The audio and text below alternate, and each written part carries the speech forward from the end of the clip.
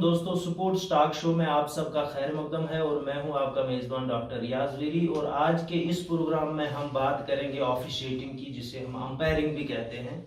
क्योंकि हम देख रहे हैं हमारे समाज में हर जगह से अभी एक आवाज़ आ रही है ऑफिशिएटिंग के खिलाफ। हर जगह से ये लोगों का कहना है कि जो ऑफिशिएटिंग है वो सही तरीके से नहीं हो रही है हमारे कश्मीर के जितने भी ग्राउंड्स हैं। तो इसमें किन का रोल बनता है, किस तरह से हम इस चीज़ को सही कर सकते हैं। एक्चुअल में हमें देखना है कि ऑफिशिएटिंग क्या है, कौन लोग जो ऑफिशिएटिंग के हकदार है, जो ऑफिशिएटिंग कर सकते, क्या क्राइटेरिया है ऑफिशिएटिंग का। तो इन सब चीज़ों पे हम आज बात करेंगे ऑफिशिएटिंग के हवाले से।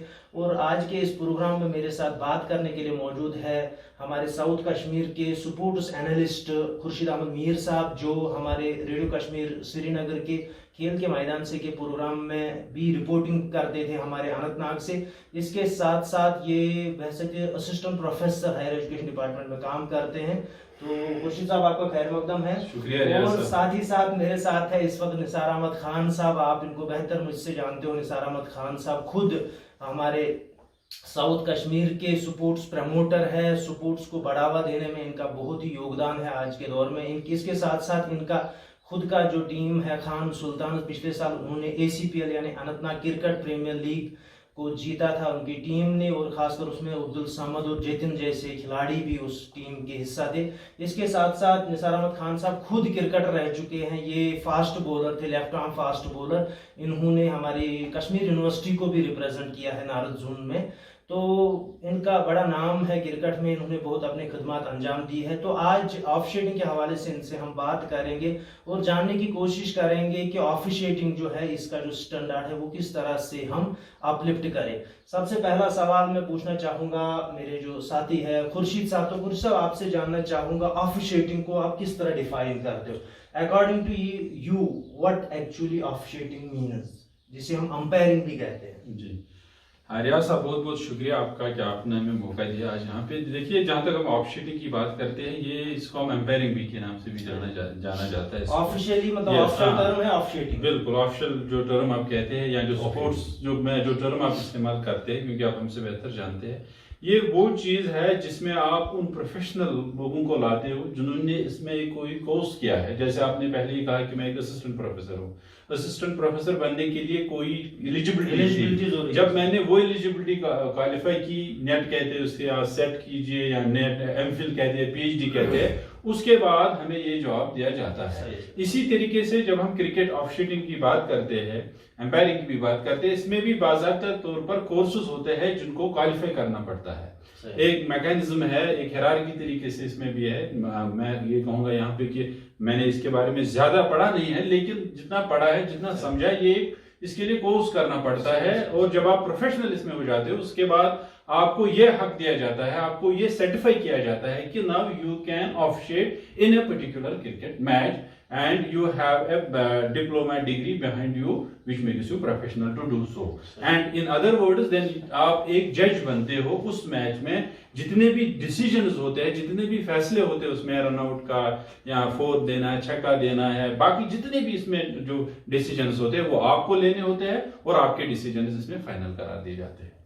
तो निसार साहब भी मेरे साथ हैं। निसार साहब, आपसे जानना चाहूंगा, जो ऑफिशिएटिंग की हम बात कर रहे हैं, कितनी जरूरी है एक मैच में एक ऑफिशियल का रोल, कितना जरूरी है और आप इसको किस तरह डिफाइन करना चाहेंगे। देखिए रियाज साहब, जो अंपायरिंग का शोबा है क्रिकेट में, ये एक बहुत अहम कंपोनेंट है क्रिकेट में। आपको मैं ये बात बताऊं कि अंपायर का एक गलत डिसीजन दूसरी टीम के लिए, मतलब वो टीम हार भी सकती है, एक तरफा हो सकता है। अब आपको मैं ये यहाँ पर ये बात बताऊं कि मैं अपने कश्मीर की बात करता हूँ कि यहाँ के जो ऑर्गेनाइजर्स होते हैं, मुख्तलिफ जो मतलब टूर्नामेंट्स खोलते हैं, वो क्या करते हैं, किसी भी लड़के को लाते हैं, उसको खड़ा करते हैं ऑफिशिएटिंग के लिए। उनको चाहिए सबसे पहले मतलब जिसको ये मतलब अंपायर रखना चाहिए, वो कम से कम ट्रेन होना चाहिए, प्रोफेशनल होना चाहिए, उसने कोई कोर्स किया होगा, तो तभी हम यहाँ पर ये क्रिकेट प्रमोट कर सकते हैं। दूसरी बात, मतलब एक अच्छा खिलाड़ी एक अच्छा अंपायर नहीं बन सकता है। हम यही करते हैं कि हाँ उसने क्रिकेट खेला है उसी को अंपायर रखेंगे। पहले हमें देखना चाहिए कि उसको क्या नॉलेज है, अगर वो मतलब प्रोफेशनली साउंड है, उसने कोई कोर्स रूल किया बुक के मुताबिक उसको रूल बुक के बारे में पता है, उसी को रखना चाहिए। बिल्कुल। तो अब मैं यहाँ पे बात करूंगा जो हमारी यहाँ लोकल स्पोर्ट्स एक्टिविटीज होती है, जो बहुत सारे ऑर्गेनाइजर्स मुख्तलिफ ग्राउंड्स पे अपनी एक्टिविटीज कराते हैं। तो खुर्शीद साहब आपसे जानना चाहूंगा, अक्सर हम देख रहे हैं हर जगह से ये अभी खबर आ रही है कि हर जगह में धांधलियां हो रही है, ऑफिशिएटिंग जो है वो अप टू मार्क नहीं हो रही है, और ऑफिशियल वो लोग बनते हैं आज के दौर में जिनका कब्जा होता है ग्राउंड में।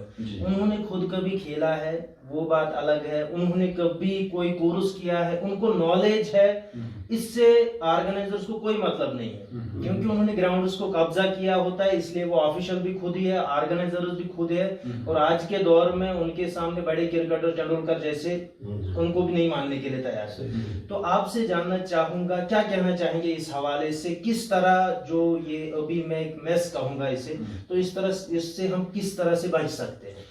देखिए रियाज साहब, हर एक चीज का अपना इर्तिका होता है जिसे हम एवोल्यूशन कहते हैं। जब हम बात करते हैं पूरी दुनिया की, तो इंग्लैंड की जब हम बात सबसे पहले लेते हैं कि वहां से क्रिकेट का जो इर्तिका वो हुआ है, वो एवोल्यूशन वहीं से हुआ है।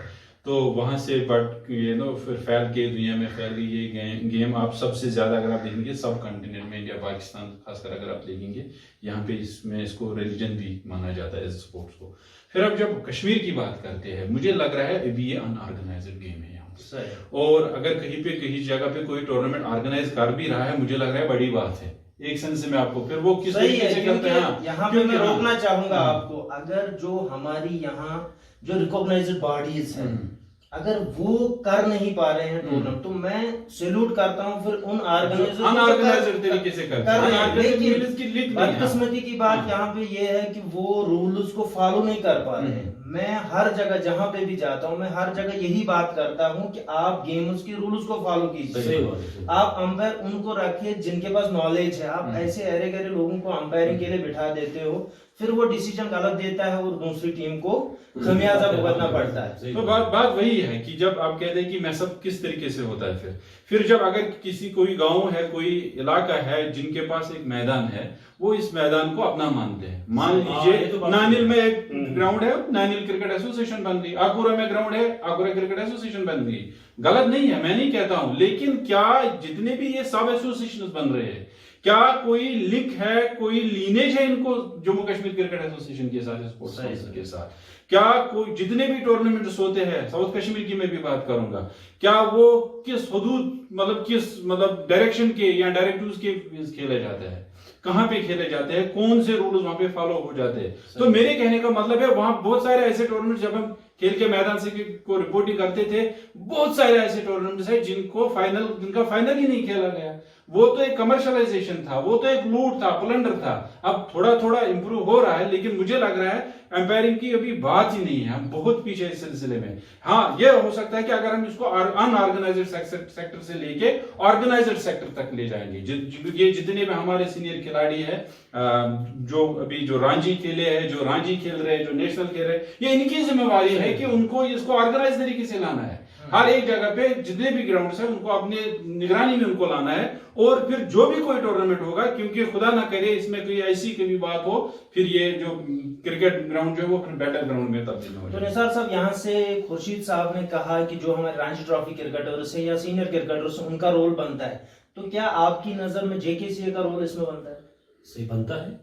जेकेसीए तो क्या इकदाम उनको इस हवाले से उठाने चाहिए? जेकेसीए को चाहिए कि वो ट्रेनिंग कैंप्स मुनक्कद करें, ताकि अच्छे अच्छे प्लेयर्स उनको ट्रेनिंग दे, वो अंपायरिंग जाने, उन्हीं को फिर वो अंपायर रह सकेंगे, उससे यहाँ का क्रिकेट प्रमोट हो जाएगा। अच्छा, यहाँ पे और एक बात मैं कहना चाहूंगा, रूल्स की मैं बात करूंगा। रूल बुक अक्सर हम देखते हैं अभी कहीं अवेलेबल नहीं है, लोग अगर देखते हैं तो गूगल वगैरह सर्च करते हैं। तो इस सवाल से क्या कहना चाहेंगे आप, जो रूल्स है लेटेस्ट, किस तरह उनको पब्लिक में लाया जा सकता है, जेकेसीए या जो भी ऑर्गेनाइजेशन? ये तो ऑर्गेनाइजेशन को भी चाहिए उनको, या जेकेसीए को भी चाहिए कि रूल बुक सबों के पास होनी चाहिए। जो भी कोई भी मैनेजिंग बॉडी हो या ऑर्गेनाइजर्स हो, उनके पास रूल बुक होना चाहिए। सही। तो खुर्शीद साहब, यहाँ से अब आपसे जानना चाहूंगा, अक्सर हम देखते हैं कहीं पे भी जो अंपायर्स होते हैं वो अनऑर्गेनाइज्ड मैनर्स में होते हैं। पहले हम देखते हैं अक्सर जो ऑफिशियल होते हैं उनके पास प्रॉपर यूनिफॉर्म नहीं होती है। मैंने कई बार देखा है एक बैट्समैन आउट हो जाता है, फिर अंपायर बोलता है चलो आप मुझे 1-2 बॉलें डालो जब तक नया बैट्समैन आता है। ये भी एक चीज मजाक बना के रखा। अभी आप देखिए जो स्कोरर होते हैं वो इस तरह बैठे होते हैं, उनको देख के इंसान को लगता है कि नहीं ये कोई ऑफिशियल मैच नहीं है। यहाँ जो हमारे ऑर्गेनाइजर्स होते हैं, मैं उनके लिए भी बताना चाहूंगा, अगर आप फाइनल कहीं पे करते हो तो एटलीस्ट फाइनल के दिन आप 10-20 वॉलंटियर्स को खड़ा कर जो डिसिप्लिन मेंटेन करें, लेकिन ये भी नहीं होता। तो क्या कहना चाहेंगे आप इस सवाल? नहीं, इसको हम सही कैसे बना सकते हैं वो एक्चुअली बहुत बड़ा मसला हमारे साथ है। मुझे लग रहा है सबसे पहले हम ये देखते हैं कि अगर एक टूर्नामेंट में 40 टीमें खेल रही है, 50 टीमें खेल रही है, अब जो क्वार्टर फाइनल में बाहर निकले उनका एक खिलाड़ी या 2 खिलाड़ी उन्हें लाए और दूसरे मैच में उनको अंपायर बना के रखा, बिठा के रखा। अगर वो देखते हैं कि जिन टीम ने उनको हराया वो उनको जिससे कहते हैं कि अपोजिट टीम मान के चलते हैं, तो वो भी डिसीजन मेकिंग पे असर डालते हैं वहां पे।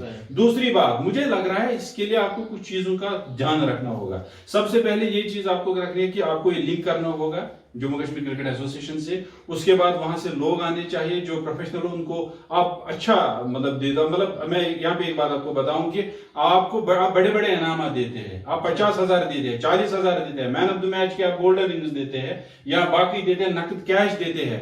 जो अंपायर होता है उसको आप इग्नोर करते हो, 200-250 मैच बेकारी समझ के उसको दे दिया, तो नेचुरली वो तो इम्बैलेंस होगा।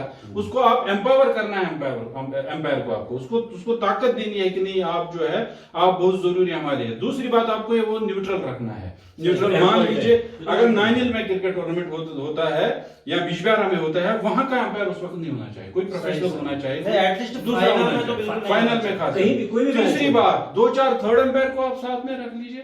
Third umpire in the sense उसको डिसीजन मेकिंग कम से कम उनके साथ बात होगी।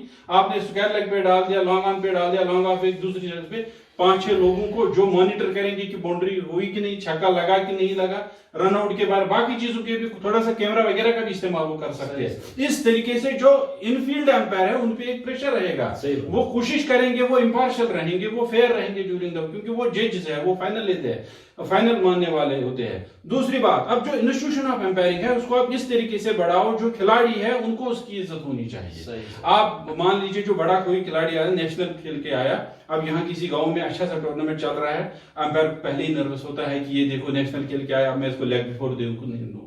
ये चीजें आपको तभी खत्म करेंगे जब आप उसमें कुछ चीजें सुधार लाएंगे। सही सर। तो निसार साहब, आपसे जानना चाहूंगा किस तरह से हम ऑफिशिएटिंग का जो स्टैंडर्ड है उसको बढ़ा सकते हैं। आपके फाइनल कमेंट जानना चाहूंगा। मैं यही बात कहूंगा कि अंपायरिंग के असाइनमेंट उन्हीं को देने चाहिए जो ट्रेंड हो, प्रोफेशनल हो, जिन्होंने कोई कोर्स किया हो। खुर्शीद साहब, आपसे जानना चाहूंगा। मैं ये समझूंगा कि आप इनके लिए जो है रिफ्रेशर कोर्सेज का निकाल लीजिए, या जो भी डिप्लोमा इसमें जो भी कुछ है इसके हवाले से वो आप कीजिए। और इसके साथ साथ जैसे अगर आप हमारे यहाँ जब साउथ कश्मीर की बात करेंगे, हमारे पास इतने बहुत सारे खिलाड़ी हैं जिन्होंने खेला है, जो अभी रिटायर भी हुए हैं, घर में बैठे हुए हैं, उनको हम इग्नोर कर रहे हैं। उनको हमें यहाँ पे लाना है, क्योंकि वही हमें इनके बारे में समझाएंगे कि जो ऑफिशिएटिंग है वो कैसे होती है। और उसके साथ साथ है जो रूल बुक है वो कॉन्स्टिट्यूशन की तरफ हमें लेना चाहिए। कौन सा ऑर्गेनाइजर आज जानता है या साथ में लेता है इतने मेडल्स, इतने कॉस्टली 2-2-2.5 लाख के वो मेडल्स होते हैं, वहां पे कप्स होते हैं, बाकी चीजें वो लाते हैं। रूल बुक तो किसी टेबल पे होती नहीं है, उस पर तो डिस्कशन होती नहीं है। तो सीनियर खिलाड़ियों को लाए, रांची खिलाड़ी जो हमारे उनको लाए, जेकेसीए को इन्वॉल्व करके एक, जिसको हम ये कहेंगे, एक इंस्टीट्यूशनलाइज एम्पायरिंग सिस्टम आप क्रिएट कीजिए। मुझे लग रहा है ये प्रॉब्लम नहीं होगी। चलिए, बहुत बहुत शुक्रिया, क्योंकि हमारे प्रोग्राम का जो टाइम है बहुत लिमिटेड होता है, 10 से 15 मिनट का। तो मैं उम्मीद करूंगा जितने भी हमारे मतलब व्यूअर्स हैं उन्होंने आपकी बात सुनी होगी, आपके जो सुझाव है वो उन्होंने अंपायरिंग के हवाले से सुने होंगे। तो दोस्तों, आज के इस प्रोग्राम का हमारा मकसद यही था कि हम आपकी तरफ ये बात लाना चाहते थे कि जो ऑफिशिएटिंग है, जो अंपायरिंग है, जो हम देख रहे हैं आजकल पूरे कश्मीर में हर जगह से यही आवाज आ रही है, हर जगह से एक क्राइसिस उठे हैं कि अभी ऑफिशिएटिंग जो है ये बिल्कुल भी सही तरीके से नहीं हो रही है ग्राउंड्स में, और जिसकी वजह से बड़े बड़े दंगे फसाद हो रहे हैं। तो इन दंगे फसादों को कम करने के लिए, क्योंकि ये जेंटलमैन्स गेम है, लेकिन अभी ऐसा कुछ देखने को नहीं मिल रहा है। अभी झगड़े भी हो रहे हैं, वार जैसी सिचुएशंस हो रही हैं बहुत सारे ग्राउंड्स में। तो इस चीज को रोकने के लिए हमें सबसे इंपॉर्टेंट है कि जो भी हमारे ऑफिशियल्स है वो पहले ट्रेनड होने चाहिए, they should be qualified for the job. उसके साथ साथ जो भी हमारे सीनियर क्रिकेटर्स है वगैरह उनको भी आगे आना चाहिए, उनको गाइडेंस करने की जरूरत है। और खासकर जो मैनेजिंग बॉडीज है जो टूर्नामेंट्स ऑर्गेनाइज कर रहे हैं उनको भी चाहिए कि वो सिस्टमेटिक तरीके से हर टूर्नामेंट को ऑर्गेनाइज करे। जो बेहतरीन ऑफिशियल्स है, जो क्वालिफाइड ऑफिशियल्स है, उनको हायर करके आप मैचेस कंडक्ट कर सकते हैं। तो खासकर जब फाइनल की बात हो तो मैं अक्सर यही कहता हूं कि आप रूल्स को फॉलो कीजिए, आप डिसिप्लिन का मुजाहिरा कीजिए, आप न्यूट्रल अंपायर रखिए। जिन दोनों टीमों के दरमियान फाइनल है तो आप वहां के गांव के एटलीस्ट अंपायर को मत रखिए, न्यूट्रल रखिए और उस बंदे को रखिए जो पार्शलिटी उसमें ना हो। तो ये सब चीजें, बुनियादी मकसद हमारा प्रोग्राम का यही था कि आप लोग भी अभी इस चीज पे डिस्कस कर रहे हो, हम लोग भी कर रहे हैं, हमने अपनी बात रखी और शायद हो सकता है बहुत सारे लोग हमसे इत्तेफाक ना करते हो या बहुत सारे लोग हमसे इत्तेफाक भी करेंगे। तो हर एक के पास अपना एक मौका है, अपना नजरिया है जो अपनी बात वो सामने रख सकते हैं। तो मैं समझता हूं ये कि अगर हम सारे मिलके सच्चाई की ओर रूल्स की तरफ जाएंगे तो शायद हम सब कामयाब होंगे। तो दोस्तों आज के स्पोर्ट्स टॉक शो में हमारे साथ जुड़ने के लिए बहुत बहुत शुक्रिया। Thank you.